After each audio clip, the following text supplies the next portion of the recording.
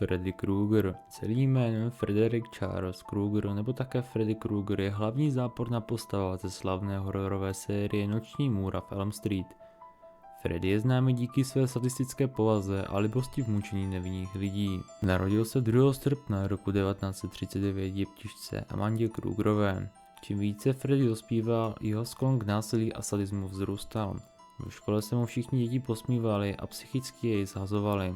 V tajnosti také zabíjel kladivem myši. To mladého zabijáka ještě víc psychicky nadchlo. Jeho matka pracovala v ústavu pro násilníky a pár dní před Vánocemi, tedy prosinec roku 1941, byla nešťastnou náhodou zamčena ve věži se 100 násilníky.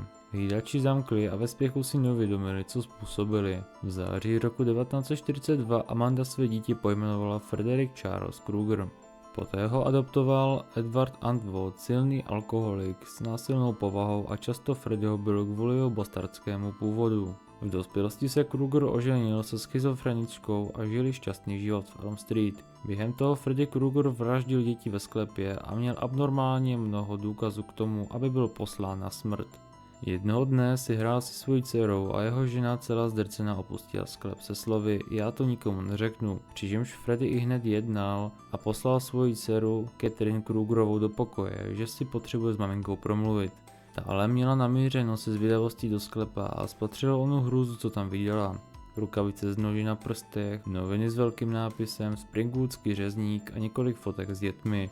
Poté uslyšela křik a vyběhla ze sklepa. Před očima malé holčičky viděla svého otce, jak škrtí její matku. Se slzami v očích ustoupila a Freddy zahlédl svoji dceru. Při krátkém rozhovoru řekl její otec: "Ty to ale neřekneš, že?"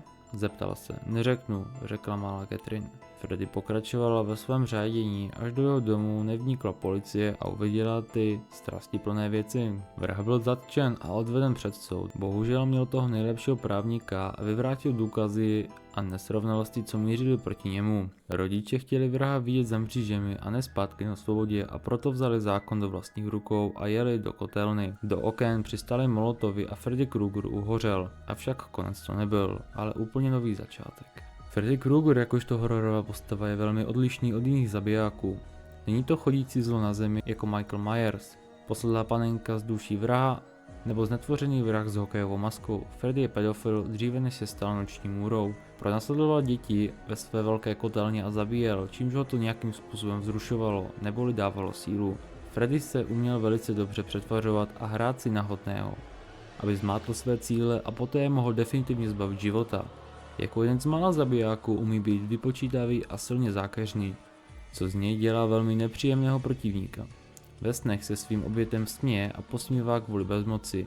Ve snech oběti psychicky zhazuje břitvami, které táhne po kotelně či zdi. To potom vydává i skřící zvuk a do toho zapojí svůj strastiplný smích.